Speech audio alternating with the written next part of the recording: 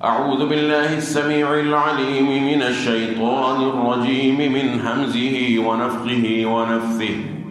بسم الله الرحمن الرحيم. ولنبلونكم بشيء من الخوف والجوع ونقص من الأموال والأنفس والثمرات وبشر الصابرين الذين إذا أصابتهم مصيبة قالوا إنا لله وإنا إليه راجعون. أولئك عليهم صلوات من ربهم ورحمة وأولئك هم المهتدون.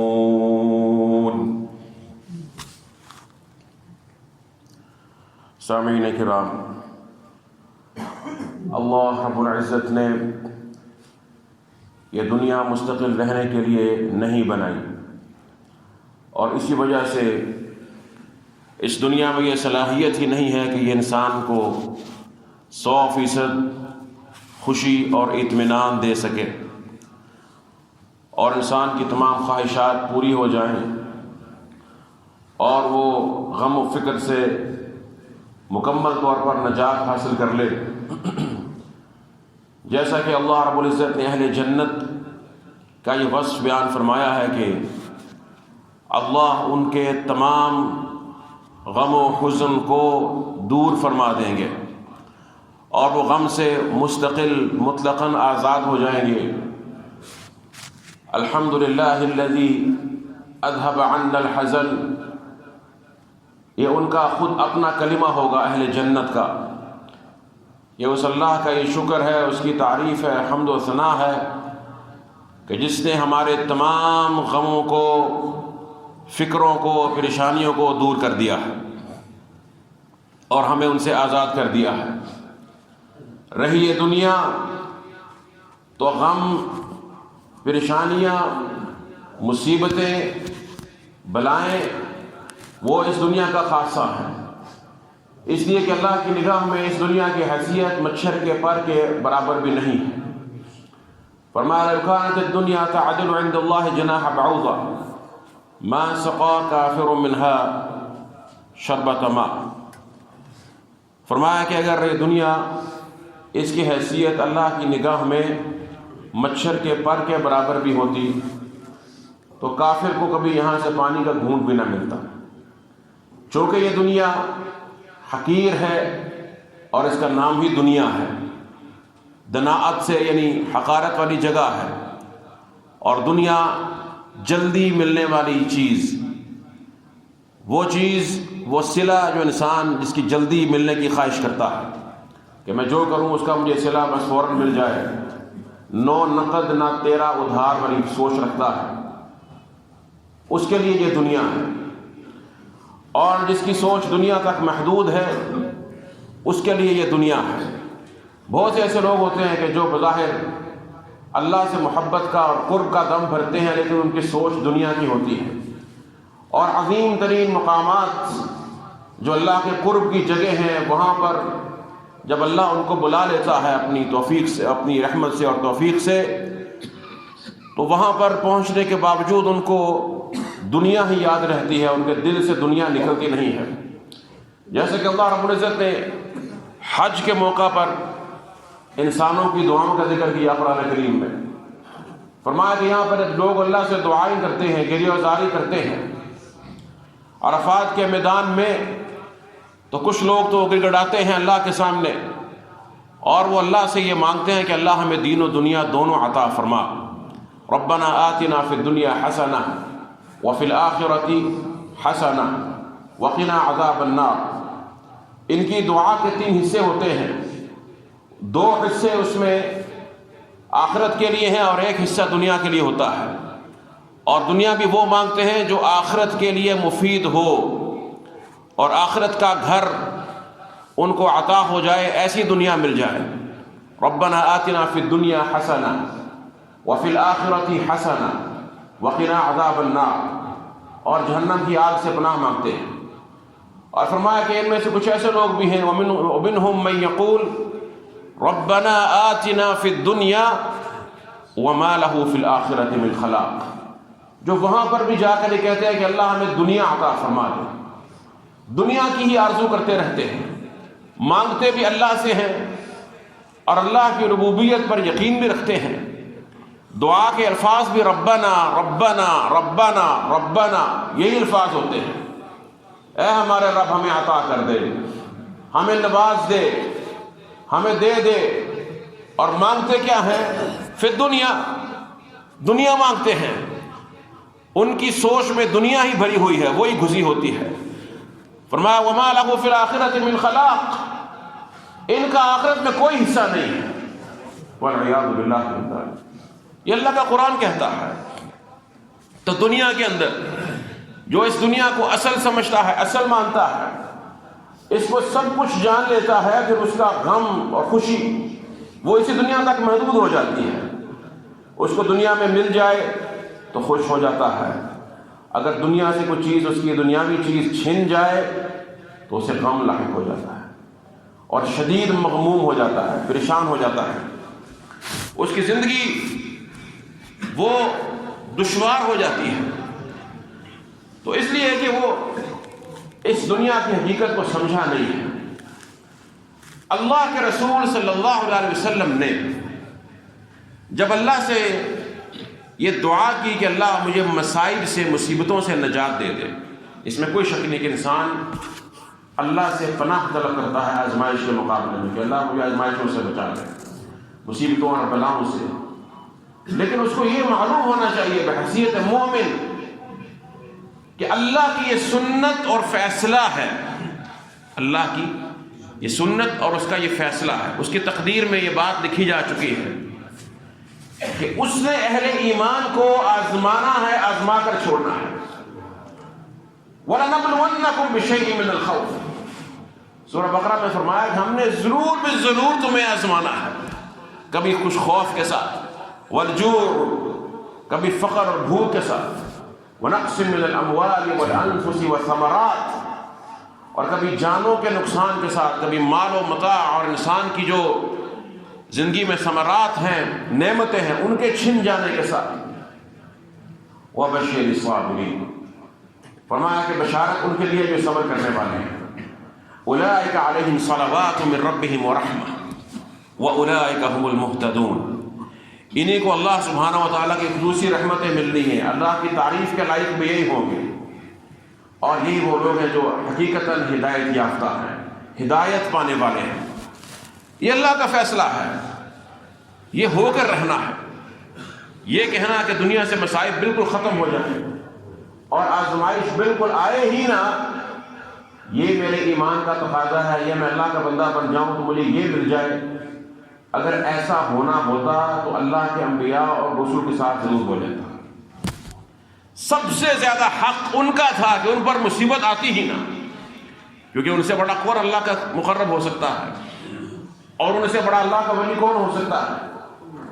لیکن چونکہ اللہ نے یہ دنیا اس کو حقیر بنایا، دنی بنایا، جیسے کہ میں نے عرض کیا، تو اللہ اس دنیا کی حقارت جس کو اللہ ناپسند فرماتے ہیں، اس حقارت کو اور دنیا کے اس لالچ کو اور اس کی نعمتوں کے رسیا ہونے کو اپنے بندوں کے لیے پسند نہیں کرتا، اپنے بندوں کے لیے پسند نہیں کرتا۔ اور اللہ کے سب سے مقرب بندے کون سے ہیں؟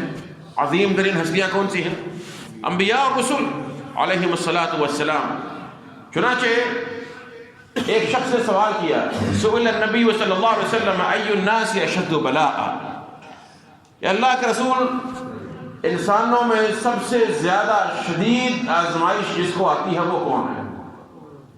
سوال ہے کہ دنیا میں تکالیف ہیں تو شدید ترین مصائب اور ابتلاعات جن کو آتی ہیں وہ کون ہے؟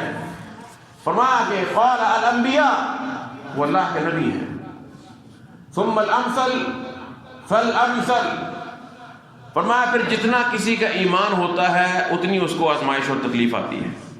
ایمان سے کیا مراد ہے؟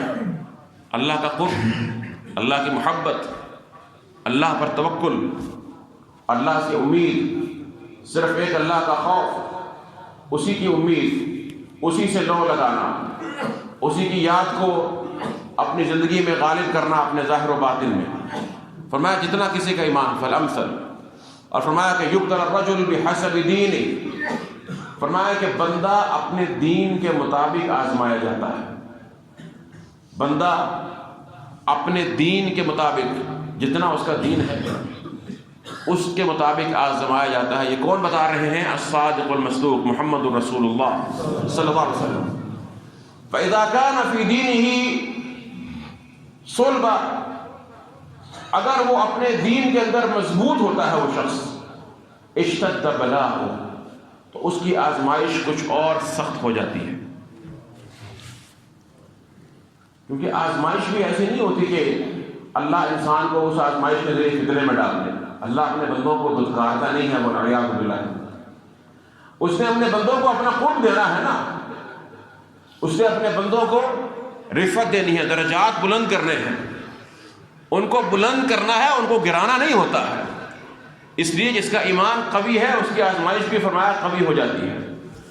اور فرمایا کہ وَإِذَا كَانَ فِي دِينِهِ رِقَّةٌ، اگر اس کے ایمان میں کچھ کمزوری ہو تو حُبِّنَ عَلَيْهِ، تو پھر اس پر جو ہے وہ نرمی کر دی جاتی ہے، اس کی آزمائش بھی اس اعتبار سے کم ہو جاتی ہے۔ اور فرمایا کہ فَمَا يَزَالُ كَذَلِكَ حَتَّى يَمْشِي عَلَى الْأَرْضِ وَمَا عَلَيْهِ خَطِيئَةٌ۔ یہ جو آزمائش ہے نا، یہ بلا، یہ کچھ نہ کچھ ہر مومن کے ساتھ رہتی ہے۔ جتنا اس کا ایمان ہے اس اعتبار سے یہ بلا چلتی رہتی ہے۔ اور یہ بات بھی ذہن میں رکھیے کہ یہ دنیا میں جو آزمائشیں اور بلاءات ہیں، ابتلاءات ہیں، مصیبتیں ہیں، جتنا حصہ انسان اس میں اپنا کاٹ لیتا ہے، آخرت میں اتنی اس کے لیے نرمیاں اور رحمتیں ہو جاتی ہیں۔ یہ حقیقی بات ہے۔ فرمایا کہ یہ کچھ نہ کچھ آزمائش رہتی ہے، یہاں تک کہ اللہ کا بندہ وہ زمین پر چلتا ہے وَمَا عَلَيْهِ خَطِيئَةٌ، اس کے اوپر ایک بھی گناہ نہیں رہتا۔ اللہ اس کو بالکل گناہوں سے پاک کر کے اپنے پاس بلا لیتا ہے۔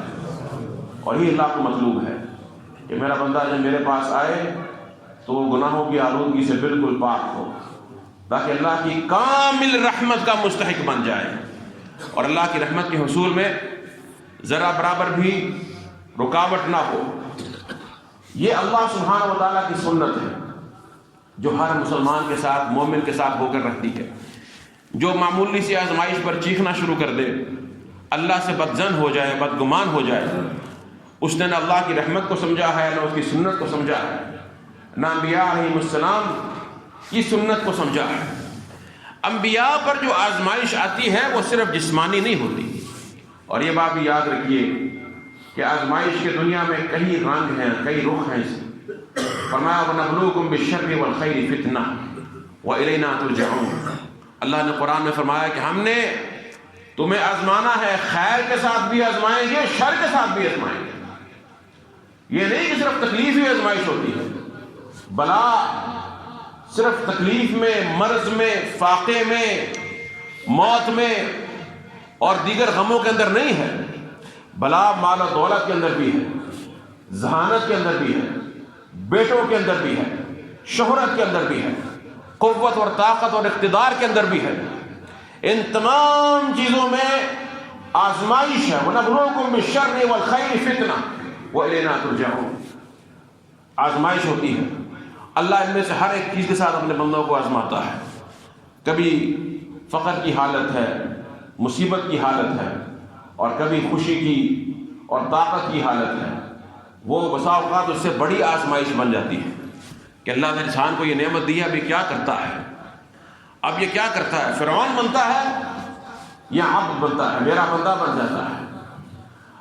جو اللہ کا بندہ بن جاتا ہے، آزمائش کے مقابلے میں جھک جاتا ہے، وہ تو انبیاء علیہ السلام کے راستے پر چلتا ہے۔ ان کا راستہ یہ تھا کہ جب آزمائش آتی، ابتلا ہوتی، خوشی کے ساتھ ہو یا غمی کے ساتھ، وہ جھک جایا کرتے تھے، وہ جھک جاتے۔ جیسے کہ اللہ کے رسول نے فرمایا کہ مومن کی مثال اس نرم و نازک پودے کی مانند ہے، کمثل الخامۃ من الزرع، اس نرم و نازک پودے کی مانند ہے کہ جب ہوائیں چلتی ہیں نا تو وہ ہوا کے رخ کے ساتھ جھک جاتا ہے، اس میں نرمی اور لچک ہوتی ہے۔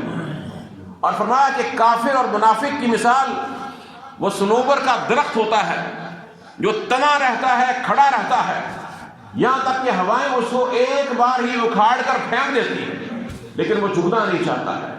یہ اللہ کے رسول نے مثال دی ہے۔ فرمایا یہ مثال ہے مومن کی، جب مصیبتیں، آزمائش یا ابتلا خیر کی ہو یا شر، جب مومن پر یہ آتی ہے تو مومن کیا کرتا ہے؟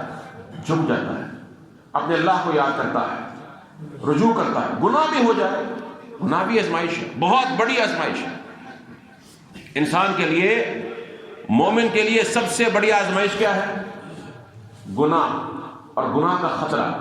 اس لیے میں آپ کو عرض کرنے لگا تھا کہ نبی کریم صلی اللہ علیہ وسلم نے دنیا کی مصیبتوں کے مقابلے میں طاقت اور یقین کی قوت مانگی ہے، لیکن دینی مصیبت کے بارے میں نہیں کہا کہ اللہ مجھے طاقت اور قوت اور برداشت دے۔ فرمایا اللہ دین کی مصیبت سے مستقل نجات دے دے، ذرا برابر بھی نہ ہو۔ وَمِنَ الْيَقِينِ مَا تُهَوِّنُ بِهِ عَلَيْنَا مَصَائِبَ الدُّنْيَا، اللہ مجھے ایسا یقین عطا فرما کہ دنیا کی مصیبتیں ہلکی ہو جائیں۔ اس یقین کے ساتھ تجھ پر یقین ہو۔ یقین کس بات کا ہو؟ دنیا میں جب مصیبت آتی ہے انسان کو تو وہ کون سا یقین ہے جو انسان کو اطمینان اور حوصلہ دیتا ہے؟ سوال ہے۔ وہ یقین یہ ہے کہ اللہ کے ہاں اس پر اجر ملے گا، اللہ کے ہاں اس پر اجر عظیم ملنے والا ہے، اور وہ کچھ ملنے والا ہے کہ جس کو دیکھ کر اللہ کے عظیم بندوں نے بھی رشک کرنا ہے۔ یہ بھی حدیث کے اندر موجود ہے، بیان کرتا ہوں انشاءاللہ العزیز۔ اس سے پہلے اللہ کے رسول کی حدیث سن لیجئے کہ اللہ کو اپنے بندوں کا کتنا خیال ہے، ذرا غور فرمائیے گا۔ فرمایا کہ ما یصیب المسلم من ہم ولا حزن، کہ مومن کو کوئی ہم نہیں پہنچتا اور کوئی حزن یا حزن نہیں پہنچتا۔ ہم کیا ہوتا ہے؟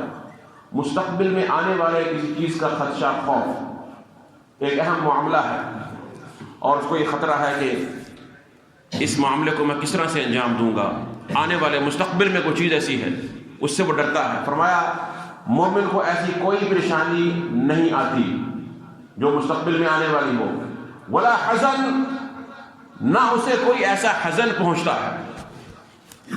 حزن سے کیا مراد ہے؟ ماضی کی کسی چیز سے ہو جانے کا غم، کہ ماضی میں کوئی چیز فوت ہو گئی، کسی چیز کے، کسی کے قریبی رشتہ دار کے فوت ہو جانے کا غم، کسی نعمت کے چھن جانے کا غم، اس طرح کی پریشانیاں۔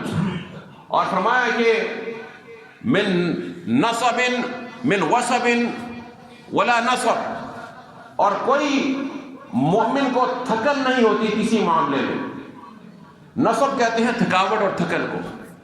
تھکن سے کیا مراد ہے کہ یہاں اللہ کے رسول نے عام بیان فرمایا ہے، مومن ہو، اللہ پر ایمان رکھنے والا ہو، پھر اس کو کسی بھی معاملے میں اگر تھکن ہوتی ہے، دین کا ہو یا دنیا کا ہو، یہاں تفریق نہیں کی ہے کہ دنیا کی معاملے میں تکلیف اٹھائیے یا دینی معاملے، اللہ پر ایمان ہے، زندگی اللہ کے حکم کے مطابق گزارتا ہے اور نبی کریم کی اطاعت میں گزارتا ہے۔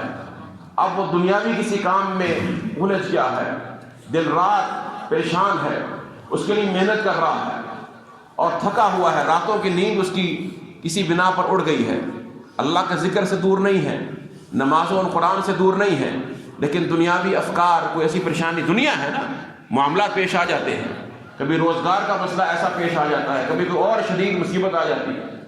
فرمایا کہ ما یصیب المسلم من نصب ولا وصب، کوئی اس کو تھکن پہنچ جائے کسی بھی قسم کی، کسی بھی معاملے میں، یا دین کے معاملے میں تھکن ہو جائے، حج کا سفر ہے، جہاد کا معاملہ ہے، جیسے کہ صحابہ کرام جب ان سفروں پر جاتے ان کے پاس پہننے کو جوتی نہ ہوتی، پاؤں کی جلد اکھڑ جاتی ہے، پتے باندھتے، کبھی چمڑا تلاش کرتے، پھٹا ہوا وہ کپڑا تلاش کرتے کہ پاؤں پر باندھ لیا جائے، سنگلاخ زمینوں پر چلنا پڑتا۔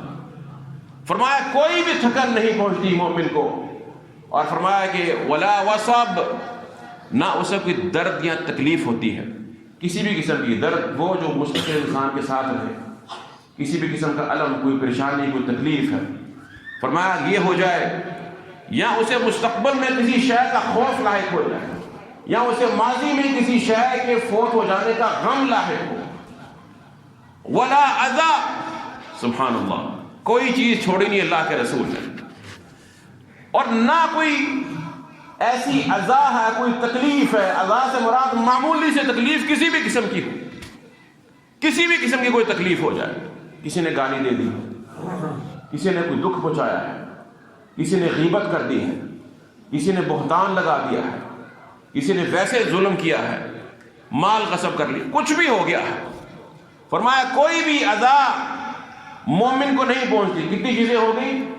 نہ کوئی تھکن ایسی ہے مومن کی، نہ مستقبل میں آنے والی کوئی فکر ایسی ہے، نہ ماضی میں کھو جانے والی کوئی نعمت چھن جانے کا کوئی غم ایسا ہے، اور نہ کوئی درد اور تکلیف ایسی ہے، اور نہ کوئی اذا، کسی بھی قسم کی کوئی تکلیف، کوئی مصیبت جو مومن کو پریشان کر دے وہ ایسی ہے. اور فرمایا کہ ولا غم، اذا سے کے بعد جو عام تھا اب غم کے بارے میں فرمایا. اور ہم اور حزن اور غم کا فرق ہے. فرمایا کوئی غم بھی ایسا نہیں ہے جو مومن کو پہنچتا ہے. اب غم کیا چیز ہے؟ غم وہ شدید دکھ ہے، وہ ہم بھی ہو سکتا ہے، وہ حزن بھی ہو سکتا ہے، عذاب بھی ہو سکتی، عذاب ایسے بھی ہو سکتا ہے، اور کسی بھی شے میں سے ہو سکتا ہے جو پہلے بیان کی ہیں. لیکن غم وہ دکھ ہے جو انسان کے اوپر چھا جائے. غم چھا جانے کا معنی اس کے اندر ہوتا ہے جو انسان کے حواس پر اور اس کے جسم پر، اس کی سوچ پر مسلط ہو جائے، ہر وقت اس کے ساتھ وہ پریشانی کی حالت میں ہے، خواہ وہ کسی بیماری کی وجہ سے ہے، خواہ وہ کسی مستقبل میں آنے والے اہم معاملے کی وجہ سے ہے، خواہ وہ تھکن کی وجہ سے ہے، خواہ وہ کسی تکلیف اور اذیت کی بنا پر ہے، وہ کسی بھی بنا پر ہے، وہ غم جو اس کی اوپر مسلط ہو جائے، اس پر سوار ہو جائے، ہر وقت اس کے دامن گیر رہے، اس کو چھوڑے نہیں کسی بھی حالت میں. یہ تو اللہ کے رسول نے سب سے بلند ترین چیز بیان فرما دی، شدید. اور اس کے بعد پھر سوال پیدا ہوتا ہے کہ ادنا ترین تکلیف کے بارے میں کیا خیال ہے؟ اب فوراً زبان رسالت، سبحان اللہ، زبان کس کی ہے؟ محمد الرسول اللہ صلی اللہ علیہ وسلم. اوتیت جوامع الکلم، مجھے جامع کلمات دیے گئے ہیں، خود فرمایا ہے جامع. اب اس بلند ترین چیز کے بعد ادنا ترین چیز بیان فرمائیے. فرمایا حتی الشوکۃ یشاکھها، یہاں تک کہ کانٹا چبھ جائے اس کو، کانٹا، معمولی سا کانٹا چبھ جائے. فرمایا الا یکفر اللہ بها خطایاہ، مگر اللہ اس کے گناہ اس کے ذریعے معاف کر دیتا ہے. ان تمام چیزوں میں سے کچھ بھی ہو جائے مومن کو، تھکن ہو جائے، غم ہو جائے، پریشانی ہو جائے، درد ہو جائے، کانٹا بھی چبھ جائے، اللہ اس کے گناہوں کا کفارہ بنا دیتے ہیں. سبحان اللہ. اگر یہ سوچ مومن کے دل میں ہو اور اس کو اپنے دل میں رکھے تو بتائیے پھر یہ ڈپریشن ہوتا ہے؟ حق بنتا ہے کہ پھر یہ ڈپریشن ہو جب وہ جانتا ہے کہ اللہ کو میرا کانٹا چبھنا بھی منظور نہیں ہے، اس پر بھی اجر مل رہا ہے، ہر وقت مسلسل اجر جاری ہے، اجر کا سلسلہ جاری ہے. اور آپ کو کیا معلوم ہے کہ اللہ نے آپ کو کیا دے دینا ہے؟ آپ کو کیا معلوم ہے؟ وہ لوگ، کئی لوگ سوال کرتے ہیں کہ دیکھیں جی میں تو جب سے پیدا ہوا ویل چیئر پر ہی بیٹھا ہوا ہوں، حاجت بھی خود نہیں کر سکتا، نہ شادی کر سکتا ہوں، نہ لوگ مجھے مجالس میں پسند کرتے ہیں، تو میں کیا کروں؟ میرے لیے تو بڑی مشکل ہے اور پریشانی کی بات ہے. تو ہم یہی کہتے ہیں کہ تمہیں اللہ کے رسول کے فرامین کو یاد کرو. حدیث میں آتا ہے نبی کریم نے فرمایا کہ ان للہ عبادا، ذرا غور سے سنیے گا، ان للہ عبادا لیسوا بانبیاء ولا شہداء، اللہ کے کچھ ایسے نیک بندے بھی ہوں گے جو نہ تو انبیاء ہوں گے نہ شہداء ہوں گے، نہ نبی ہوں گے نہ شہید، لیکن فرمایا کہ یقبضهم الانبیاء والشہداء، لیکن قیامت کے روز ان پر اللہ کے انبیاء اور شہداء بھی رش کریں گے، رش کریں گے. کیوں؟ علی مجالسہم وقربہم من اللہ عز وجل، اللہ نے ان کو اپنا ایسا قرب دینا ہے، ایسی مسندیں دینی ہے، ایسی مجلسیں دینی ہے کہ ان کو دیکھ کر انبیاء اور شہداء نے بھی رش کرنا ہے. میرے بھائیوں کہاں سے بیٹھ گئے ہو؟ کیا سوچتے ہو؟ مجھ سمیت ہمیں محاسبہ کرنا چاہیے. اللہ پر فوراً بدظن ہو جاتے ہیں. یود اہل العافیہ لو ان جنودہم قرضت بالمقاریض، نبی کریم نے فرمایا کہ قیامت کے روز جب اہل بلا کو، جن کو دنیا میں مصیبتیں آتی رہی کثرت کے ساتھ، مصیبتوں میں گرفتار رہے، بلائیں آتی رہی، جب ان کو قیامت کے روز اجر ملنا شروع ہوگا نا، اللہ ان کو انعام دینا شروع کرے گا، نوازنا شروع کرے گا۔ یہ دنیا کیا ہے؟ یہ تو جو ہی ایک آنکھ کھلنی ہے نا، جب موت کا لحظہ آئے گا، حتی اذا بلغت الحلقوم وانتم حینئذ تنظرون ونحن اقرب الیہ منکم ولکن لا تبصرون، جب یہ حلق تک پہنچے گی روح، جب جسم سے نکلتی ہے تو پاؤں ساکت ہو جاتے ہیں اور یہ تمام کا تمام جسم ساکت ہونا شروع ہو جاتا ہے، یہاں تک کہ روح ساری کی ساری حلق میں جا کر اٹک جاتی ہے، اس لیے کہ اللہ چاہتا ہے کہ میرا بندہ کلمہ تو پڑھ لے، حالت ایمان میں اللہ کے پاس جائے۔ اور کسی بندے نے اپنی عقل اور ہوشیاری سے کلمہ نہیں پڑھنا، یہ بات یاد رکھ لیجیے۔ اس وقت دماغ کچھ نہیں سوچتا، شیطان بھی اپنی شکل میں سامنے آیا ہوتا ہے، اور بندہ ان موت کے فرشتوں کو بھی دیکھ لیتا ہے جو لباس لے کر آئے ہوئے ہیں، اگر اہل جنت میں سے ہے تو جنت والوں کا، جہنمی ہے تو جہنم والوں کا لباس، والعیاذ باللہ۔ سب کچھ ہے، نظر کھل گئی ہے۔ وہ جو پردہ تھا نا، جو آزمائش کا پردہ تھا، وَنَبْلُوكُمْ بِالشَّرِّ وَالْخَيْرِ فِتْنَةً، فرمایا کہ میں نے فتنہ بنایا ہے، خیر و شر کو فتنہ اٹھ گیا ہے۔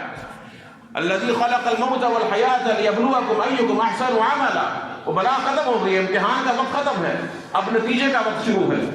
جب وہ نظر کھلتی ہے تو پھر انسان کو کچھ بھی یاد نہیں رہتا کہ میں کیا چھوڑ کر گیا ہوں، کیا اکٹھا کیا، کتنا بینک بیلنس تھا، کتنے میرے پاس فارم ہاؤسز ہیں، کتنے فلیٹس ہیں، کتنی زمین ہے، کتنی گاڑیاں، کتنا بینک بیلنس، کہاں پر کیا کچھ اکٹھا کیا ہوا، کس کے پاس کیا کچھ رکھوایا ہوا ہے، کہاں پر کتنا سونا پڑا ہوا ہے، کہاں پر کیا کچھ ایسٹس پڑے ہوئے ہیں، کچھ نہیں یاد رہتا۔ اس وقت کچھ سمجھ نہیں آتا ہے سوائے اس خوف کے کہ اب کیا بنے گا۔ صرف اعمال صالحہ وہ انسان کو نظر آتے ہیں یا اپنے سیئات نظر آتے ہیں، اور اس وقت اللہ کی توفیق سے کلمہ زبان سے نکلتا ہے۔ اللہ کے رسول دعا کرتے ہیں، اللہم اجعل آخر کلامنا لا الہ الا اللہ، کہ اللہ ہمیں ہمارا آخری کلام جو ہے وہ کلمہ لا الہ الا اللہ۔ فرمایا کہ قرآن میں آتا ہے یثبت اللہ الذین آمنوا بالقول الثابت فی الحیات الدنیا وفی الآخرہ، اللہ جسے چاہتا ہے دنیا میں اور آخرت کی زندگی میں قول ثابت یعنی کلمہ توحید کے ساتھ اس ثبات دے دیتا ہے، قوت دے دیتا ہے، توفیق مل جاتی ہے، ورنہ کوئی بھی شخص اپنے ایمان اور توحید پر قائم نہیں رہ سکتا۔ اس لیے کہ موت بھی ایک آزمائش ہے، قبر کے اندر بھی آزمائش ہے۔ نبی کریم نے فرمایا کہ قبر میں تم دجال کے قریب یا اس سے زیادہ فتنے کے ساتھ آزمائے جاؤ، اور دجال کا فتنہ اتنا بڑا ہے کہ فرمایا کہ ہر نبی نے اپنی امتی کو ڈرایا ہے اس فتنے سے، کہ اس فتنے سے بچ جاؤ، دجال کا فتنہ اتنا بڑا فتنہ۔ تو قبر میں دجال کے فتنے کے قریب آزمائش ہونی ہے۔ جو فرشتے آئیں گے نا، منکر اور نکیر، ان کا رنگ سیاہ ہے، بالکل سیاہ رنگ ہے، اور ان کی آنکھیں نیلی ہیں۔ سیاہ رنگ شدید ہو اور نیلی آنکھیں ہو تو کیا تصور پیدا ہوتا ہے، اور ان کی آواز بہت سخت اور کڑکدار ہوگی۔ انہوں نے ہر نیک اور بد کو اٹھا کر ایک ہی ٹون میں سوال کرنا ہے۔ آزمائش ہے، فتنہ ہے اللہ کی طرف سے۔ یثبت اللہ الذین آمنوا بالقول الثابت، اللہ ثبات دیتا، اللہ ثابت قدمی عطا فرمائے گا۔ دنیا میں جو بندہ جتنا مطیع رہے گا اللہ اور اللہ کے رسول کا، تو یہ موت کے وقت جب روح اس کی حلق میں اکٹھی ہوتی ہے، جمع ہوتی ہے، اور وہ دیکھتا ہے تو اللہ کی توفیق سے کلمہ نصیب ہوتا ہے، سب کچھ بھول جاتا ہے۔ اللہ کے رسول فرماتے ہیں کہ دنیا میں جن کو تکالیف اور مصائب دائماً ان کے ساتھ رہی، تو جو دنیا میں عافیت میں رہے، نسبتاً جب ان کو دیکھیں گے تو اجر ملتا ہے، اور اللہ ان کو اپنی طرف سے کیا عطا فرما رہی ہے۔ اور کون سی زندگی میں؟ جو جنت کی زندگی ہے، آخرت کی زندگی ہے۔ کون سی جنت؟ جس کے 100 درجات ہیں۔ درجات کیسے؟ فرمایا اگر تمام کے تمام جہان ایک درجے میں اکٹھے ہونا چاہیں تو پھر بھی اس سے بڑھ جاتا ہے وہ جنت۔ سابقوا الى مغفرۃ من ربکم وجنہ عرضها كعرض السماء والارض، جنت وہ کہ جس کا عرض، جس کی چوڑائی جو ہے وہ زمین و آسمان کی برابر ہے۔ سبحان اللہ، اتنی عظیم جنت ہے۔ تو بہرحال جب ان کو دیکھیں گے کہ ان کو اجر ملتا ہے اللہ کی طرف سے، اور ان کو تکالیف پر، آزمائشوں پر یہ کچھ ملتا ہے اللہ کی طرف سے، تو اللہ کے رسول نے فرمایا کہ وہ اس وقت یہ آرزو کریں گے کہ کاش ہماری جلدوں کو کینچی سے کاٹا جاتا، لو ان جلودہم قرضت بالمقاریض، کاش کہ ہماری جلود کو، ہماری سکن کو کینچیوں کے ساتھ کاٹا جاتا، یہاں تک آزمائش آ جاتی، مگر آج ہمیں یہ مل جاتا جو ان کو ملتا ہے۔ جو ان کو اجر مل رہا ہے، آخرت کی خوشی، آخرت کی نعمتیں اور آخرت کے عذاب سے نجات، آخرت کے خوف سے نجات۔ بڑے مراحل ہیں اس کے، موت کا مرحلہ ہے، نزاع کا، قبر کا، اور اس کے بعد پھر حشر کا میدان ہے، بہت مراحل ہے اور آزمائش ہے۔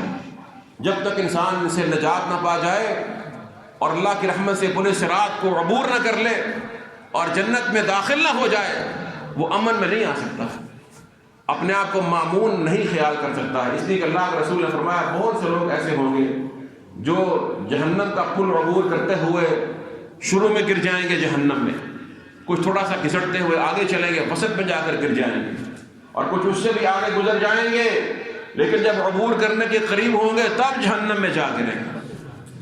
یہ اللہ کا فیصلہ ہے۔ اور جہنم کے اوپر جو پل ہے وہ نور کے بغیر عبور نہیں ہو سکتا، اس لیے وہ تاریکی میں ڈوبا ہوا ہے اور اس پر کنڈے اور آنکڑے ہیں، کلالیب و حسک، فرمایا اس میں پکڑنے والے کنڈے ہیں نوکدار جو کھینچ لیتے ہیں، نیچے گرا دیتے ہیں۔ اندھیرا ہے۔ یہ منافق اور مومن جو ہے نا، جب اللہ سبحانہ و تعالیٰ ان کو بلائیں گے اور اللہ کے ساتھ یہ چلیں گے تو پل صراط پر پہنچ کر منافق کا نور بجھ جائے گا۔ پل صراط تک جو ہے یہ منافق مومن کے نور کے ساتھ چل رہا ہوگا، جیسے کہ دنیا میں چلا کرتا تھا، ان کے اندر رہا کرتا تھا، وہاں پہنچ کر اس کا نور بجھ جائے گا۔ مومن اپنے نور سے نجات پا جائے گا اور منافق کا نور عین اس موقع پر بجھ جائے گا جب اس کو ضرورت تھی اس پل کو عبور کرنے کی۔ سورہ حدید میں آتا ہے، قرآن میں آتا ہے، جب منافق نے یہ دیکھنا ہے کہ میرا نور ختم ہو گیا ہے تو مومنوں کو پکارے گا، آواز دے گا، انظرونا نقتبس من نورکم، بھائی ٹھہر جاؤ، ہمارا انتظار تو کر لو تاکہ ہم تمہارے نور میں سفر کر سکے، چل سکے۔ قیل ارجعوا، جواب آئے گا، ارجعوا وراءکم، واپس جاؤ دنیا میں، اپنے پیچھے مڑ کر واپس جاؤ، فالتمسوا نورا، وہاں پر جا کر اپنا نور تلاش کرو جہاں پر چھوڑ کر آئے ہو، جہاں اللہ کی یہ کتاب تھی، یہ نور تھا، جہاں محمد رسول اللہ صلی اللہ علیہ وسلم کی سنت مبارکہ تھی، یہ نور تھا، تم نے وہ چھوڑ دیا، قبول نہیں کیا، آج تمہارے لیے دھیروں کے سوا کچھ نہیں۔ فضرب بینہم بالسور، فرمایا کہ ان کے درمیان پھر ایک دیوار کھڑی کر دی جائے گی، کن کے درمیان؟ ان منافقین اور مومنین کے درمیان۔ باطنہ فیہ الرحمہ وظاہرہ من قبلہ العذاب، منافقین کی طرف اللہ کا عذاب ہوگا اور مومنین کی طرف اللہ کی رحمتیں ہوں گی۔ سبحان اللہ، یہ مراحل آنے والے ہیں، ان کو یاد رکھنا چاہیے، اور انسان اگر اس آزمائش کو اور ان تمام چیزوں کو یاد رکھے تو پھر اس کو دنیا کی یہ بلائی کیا معلوم ہوتی ہے۔ میں نے عرض کیا، حدیث ذکر کیا آپ کے سامنے کہ اللہ کے ایسے بندے ہوں گے جن کو اللہ سبحانہ و تعالیٰ نے وہ مجالس اور وہ مسندیں دینی ہیں، اپنا قرب دینا ہے، کہ جن کو دیکھ کر انبیاء اور شہداء نے رشک کرنا ہے۔ جانتے ہیں یہ کون ہیں؟ یہ بندے کون ہوں گے؟ اسی صحابی نے یہ سوال کیا، صفہم لنا یا رسول اللہ، اللہ کے رسول ہمارے لیے بیان تو فرمائیں، یہ کون لوگ ہوں گے؟ انبیاء بھی رشک کر رہے ہیں، کوئی شک نہیں، اور انبیاء کے بعد صدیقین امت کے، اور صدیق کے بعد جو رتبہ ہے وہ کس کا ہے؟ شہداء کا ہے۔ اولئک الذین انعم اللہ علیہم من النبیین والصدیقین والشہداء والصالحین، تو یہ جو ہے وہ شہداء میں سے بھی نہیں ہیں، تو بڑی صالحین میں سے ہیں، لیکن ان کا کیا مقام ہے اور ان کو جو مقام ملا ہے اس کی کیا وجہ ہے؟ تو اللہ کے رسول نے فرمایا کہ وہ لوگ ایسے ہوں گے جو مختلف قبیلوں، مختلف علاقوں سے ہوں گے، یعنی دنیا کے مختلف علاقوں سے، اقوام سے ہوں گے، اور ان کے درمیان کوئی قرابت داری یا رشتہ داری نہیں ہوگی، کوئی آپس میں رشتہ یا ان کا رشتہ یا خونی تعلق نہیں ہوگا، مختلف قوموں، مختلف نسلوں سے، قبیلوں سے ہوں گے، لیکن ان کے اندر ایک صفت ہوگی کہ وہ ایک دوسرے سے صرف اللہ کے لیے محبت کریں گے اور اللہ کی محبت پر اکٹھے ہو جایا کریں گے، ایک صف میں متحد ہو جائیں گے صرف اللہ کی محبت کے لیے۔ کیا پتہ چلا؟ معلوم یہ ہوا کہ اگر انسان اللہ کی محبت کو دنیا کی ہر محبت پر غالب کر لے، حقیقی طور پر غالب کر لے، جیسے کہ حق ہے، وَمِنَ النَّاسِ مَن يَتَّخِذُ مِن دُونِ اللَّهِ أَندَادًا يُحِبُّونَهُمْ كَحُبِّ اللَّهِ وَالَّذِينَ آمَنُوا اشد حبا للہ.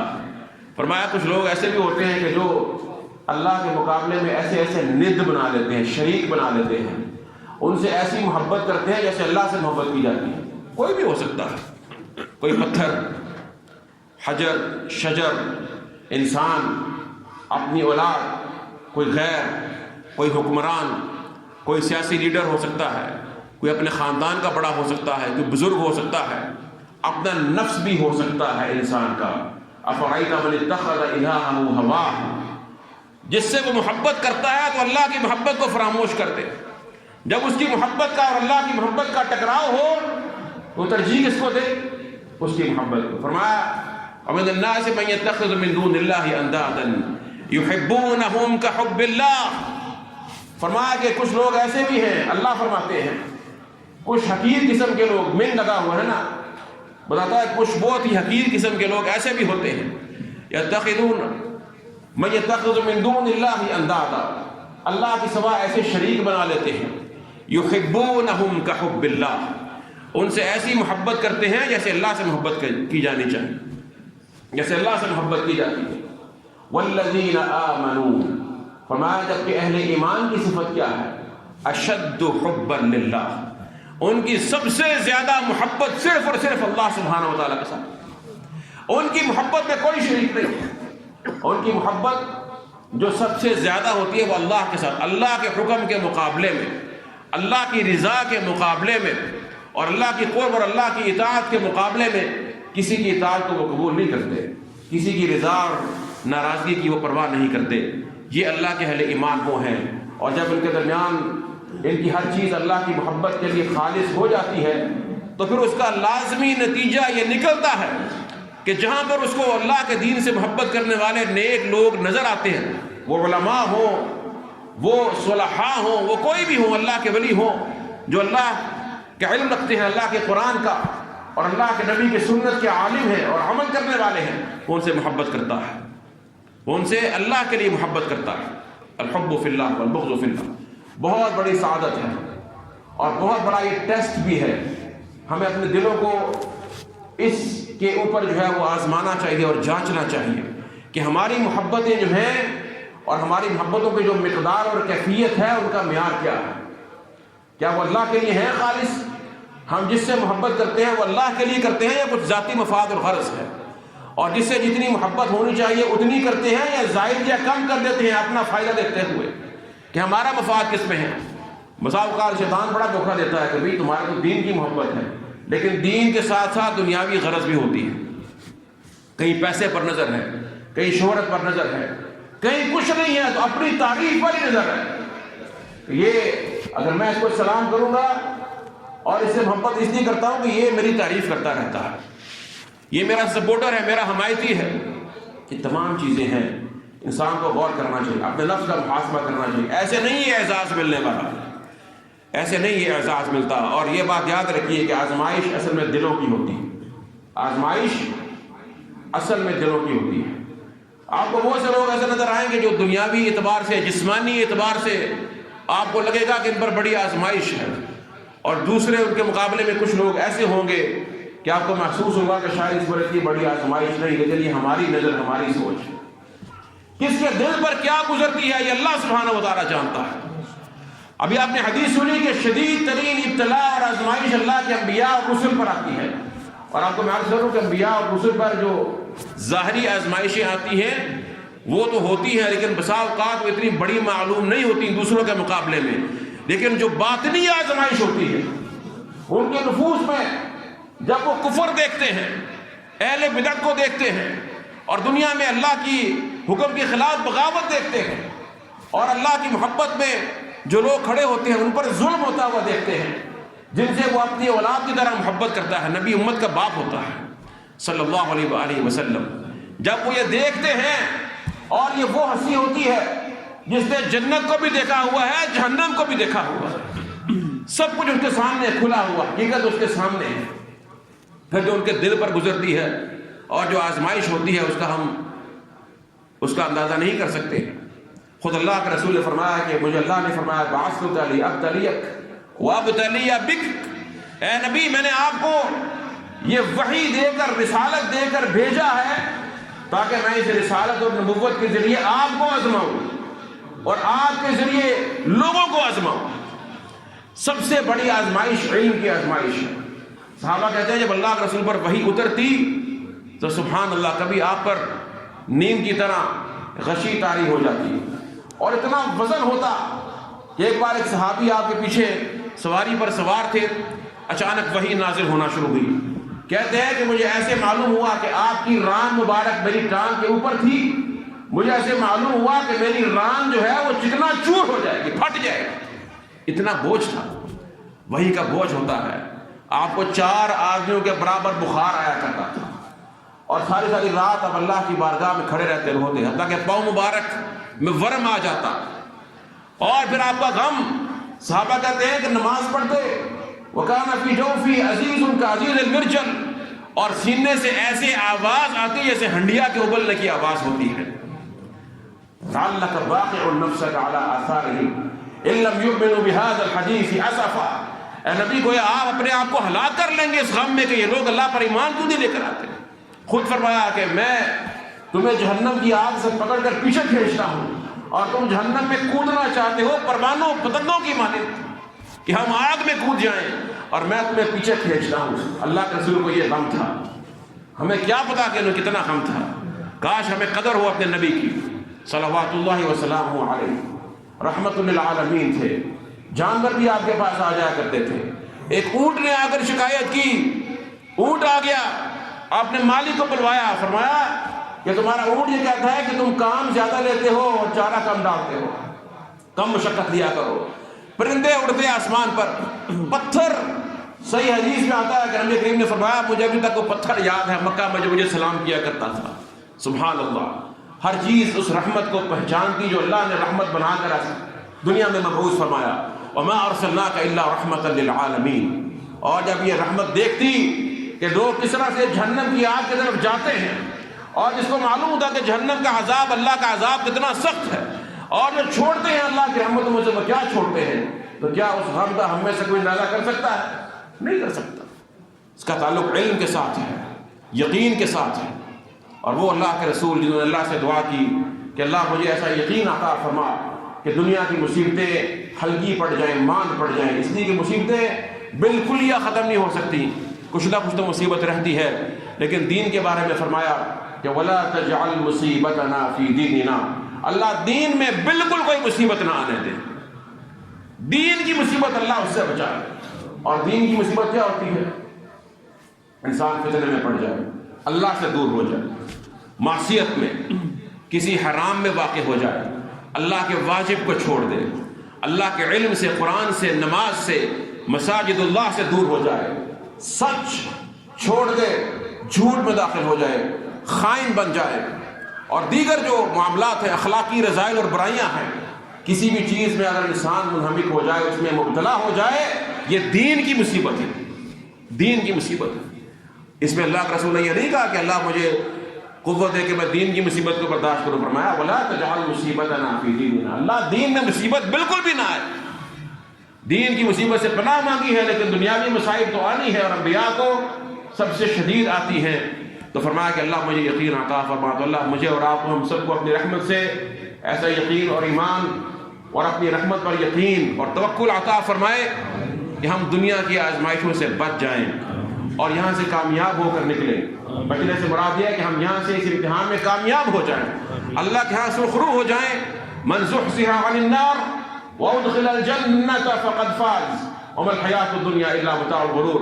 فرمایا جو جہنم کی آگ سے نجات پا گیا اور جنت میں داخل ہو گیا وہ کامیاب ہو گیا، اور دنیا کی زندگی صرف دھوکے کا سامان ہے۔